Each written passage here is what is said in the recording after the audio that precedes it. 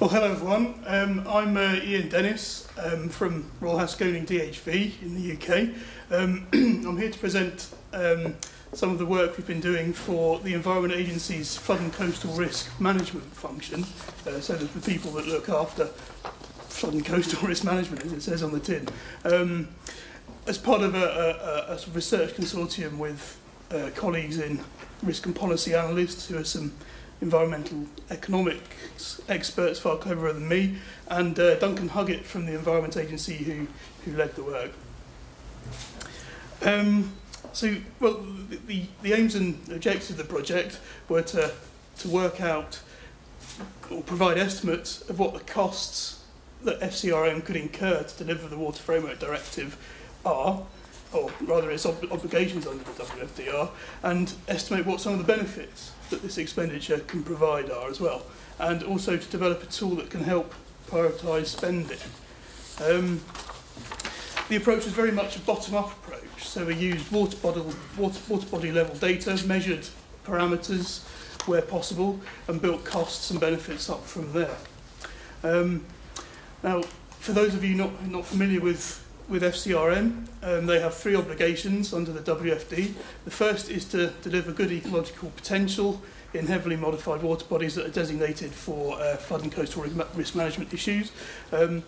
And for each of these water bodies, a suite of mitigation measures has already been identified. So that was a relatively straightforward approach. We could base our costs and benefits on those measures.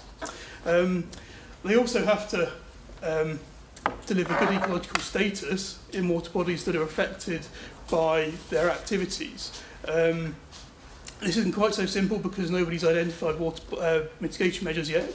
So we looked at the reasons for failure and the results of an investigation programme and identified the closest match in terms of GEP measures to assign some costs and benefits there.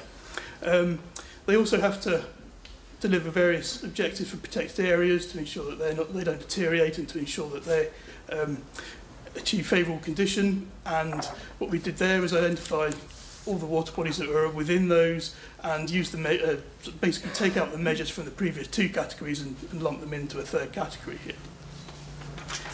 So, as I said, we basically tried a bottom-up approach. So, costs, we estimated from appraisal costs for all sorts of different river restoration activities, unit costs from a construction cost database, and these are scaled according to various parameters unique to each water body, so whether that be the length, the number of structures, and the length of defences, for instance.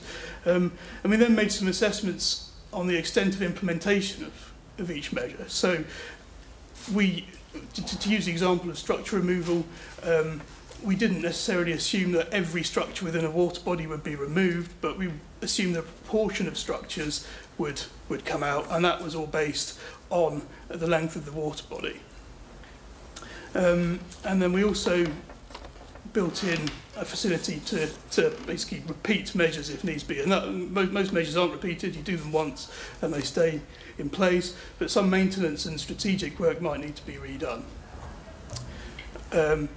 So for the benefits estimation, and please forgive me, I'm not an economist, and this is far from my comfort zone, but essentially we use an ecosystem services approach based on the approach that has been used in the UK National Ecosystems Assessment. And this basically works by identifying all the services that are provided within, or provided by a water body, by an activity within a water body rather, and it monetises them based on benefits transfer values, and I'll leave it there, so I won't waffle on there. And there are basically four categories of ecosystem services we looked at. We looked at provisioning services, so things that grow things or provide a source that can be used. We looked at regulating services, so that's flood and coastal risk management regulation, climate regulation, water quality regulation. And we also looked at some cultural and supporting services as well. And we put these together in a cost-benefit tool, an Excel spreadsheet. And really, I won't go into too much detail on this, but basically each of the assumptions that I've briefly spoken about in the costs and benefits can be varied. according to better data or whatever policy objectives the user has.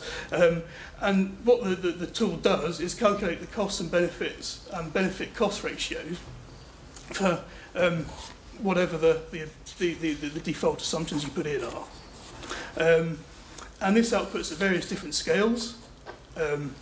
At the basic level, it supplies information for an individual water body, but these are also aggregated up to management catchments, river basin districts, and then national for England and Wales in this case. We also provided some prioritisation scenarios, but I'll come into them a bit later. Now, the results themselves are still subject to some ongoing discussions with the Environment Agency and the UK government, so I'm not at liberty to actually give you any figures. I think Duncan's Thunderbolt will come and fry me if I do give you any monetary values. But what we can tell you is what the broad principles that the model has shown us demonstrate. So, on a national level, there's a big few here when we all saw the results.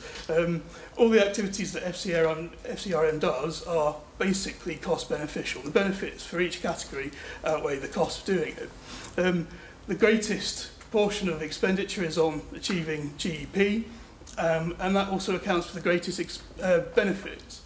But proportionally, achieving good ecological status gives a far greater return, and that's primarily because of the sort of measures that are involved. The GEP measures are largely in urban areas, and the extent of the benefits might be more limited than they are for the GES measures, which are perhaps more, on a very broad scale, perhaps more widely spread in rural areas where some of the provisioning and flood regulation services benefits mount up a lot more.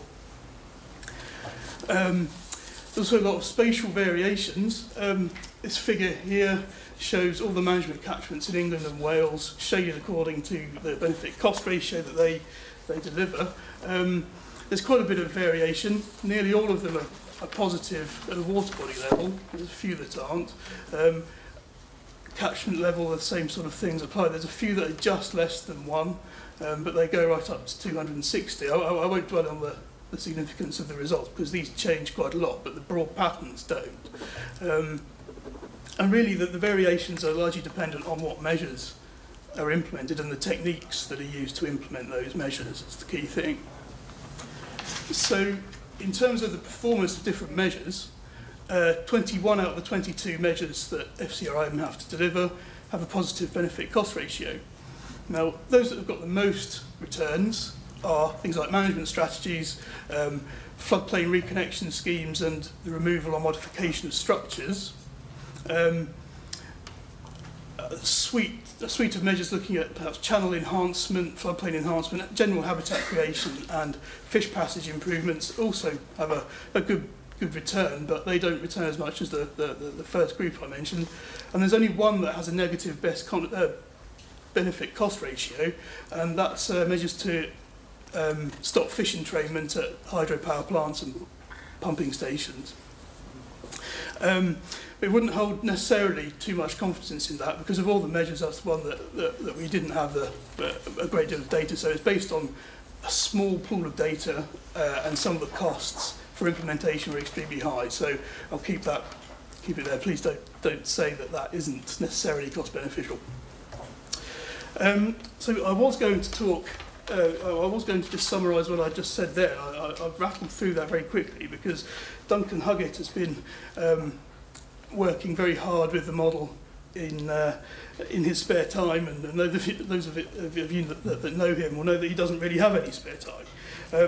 But basically what the model has shown, and what this work has shown, is that under some scenarios, some scenarios of different measure techniques and different water bodies, you can deliver 74% of the benefits with only 5% of the costs, and the remaining 26% has to go on, the remaining 95% of the spend has to deliver those sort of tough nuts to crack that don't necessarily deliver massive benefits in terms of monetary values. And the least cost scenario runs that he's been doing also show a similar thing, where 90% of the benefits can be delivered by 25% of the costs.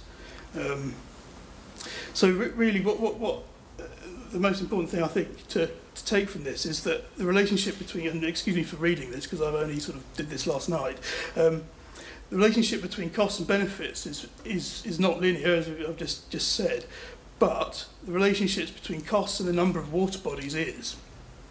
So it's potentially important for how we measure value for money and how we assign our spending priorities, that we come up with them. So if we choose which water bodies we work on carefully, you can deliver a lot of benefits for potentially less expenditure than if you simply measure success on the number of water bodies. You don't, it doesn't matter how you phrase how you prioritise spending. So what I mean there is if you have a set budget and you want to get the biggest returns, it's probably worth considering prioritising that spending carefully rather than just looking at how many boxes you can tick. And that's a very crude thing, and that this doesn't represent Environment Agency policy, I should be very clear to say, but perhaps planning needs to be more careful than a broad brush status up one level approach. And that's it. Thank you. Well, thank you.